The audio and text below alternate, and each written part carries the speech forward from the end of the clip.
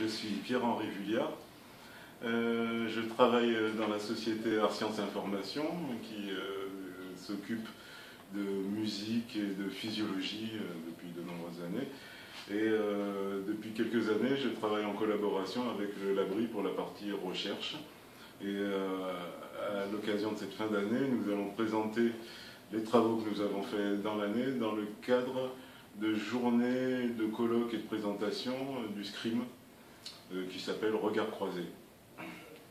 Donc notre travail consiste en plusieurs parties à d'abord essayer d'analyser les émotions de manière un peu automatique et informatique, et ensuite d'utiliser les catégories qu'on peut faire au niveau des émotions pour piloter du spectacle, de la musique, du cinéma, enfin dans ce qu'on va présenter, ou même ça peut s'appliquer à des jeux ou des choses de ce type.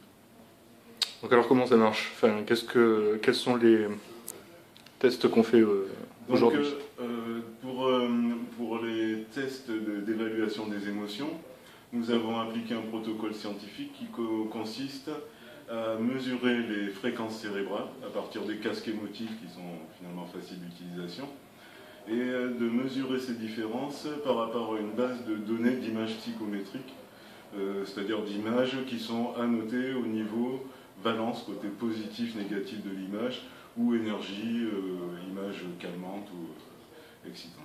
D'accord, donc les tests que vous faites cette semaine consistent à passer un certain nombre d'images au sujet. Voilà, donc le test consiste à passer un certain nombre d'images devant les personnes, et l'ordinateur, lui, va essayer de catégoriser en fonction des images présentées.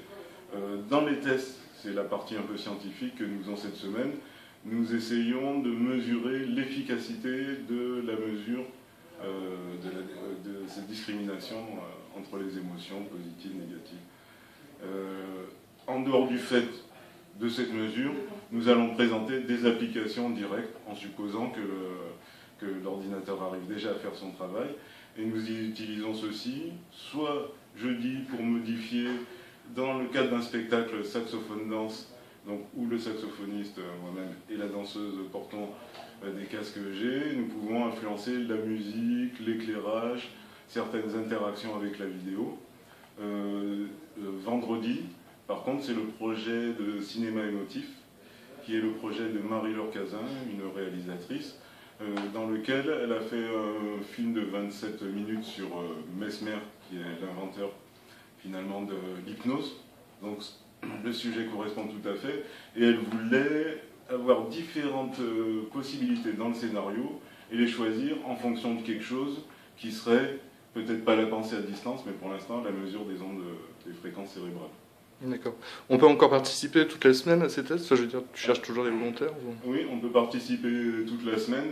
Nous avions annoncé pour l'instant les tests au Labri.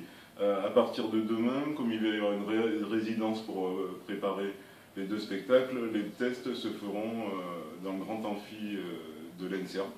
Mais les volontaires sont toujours bienvenus. Et vendredi particulièrement, pour le spectacle, pour le cinéma émotif, il y a 4 personnes qui sont choisies pour piloter le film, puisque ça ne veut pas être tous les spectateurs pour l'instant qui sont équipés. Bon. On s'inscrit donc sur Internet. Donc on s'inscrit sur Internet en suivant les liens diffusés sur les différents médias sociaux, Facebook, Google+, et Twitter. Bon, merci beaucoup.